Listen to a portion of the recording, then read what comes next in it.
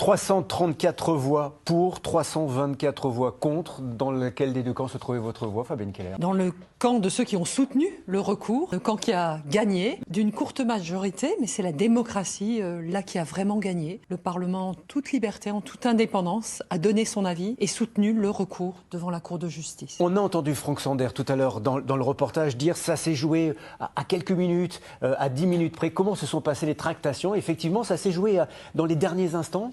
Oui, alors on le voit un peu sur le plan de l'hémicycle et des votes. Ça n'a pas été un vote par paquet, par groupe.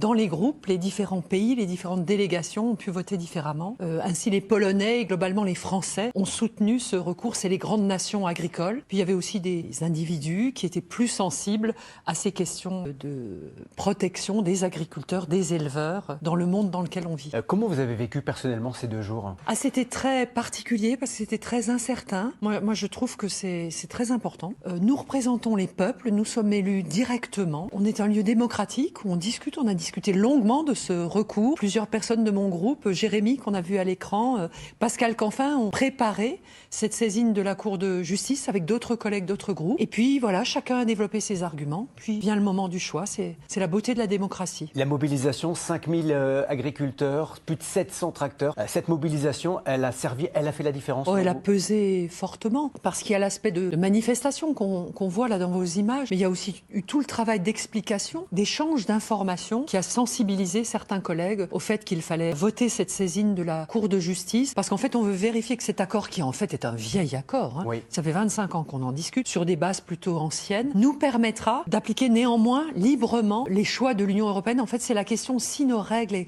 évoluent, est-ce qu'on pourra faire évoluer les règles de cet accord également? Alors justement, cette vérification d'accord, elle va prendre plusieurs mois, on estime même parfois jusqu'à 2 ans. Néanmoins, Ursula von der Leyen peut passer en force. La Commission européenne a la possibilité donc d'appliquer ce traité à titre conservatoire. Qu'est-ce que vous allez faire si Ursula von der Leyen choisit cette option?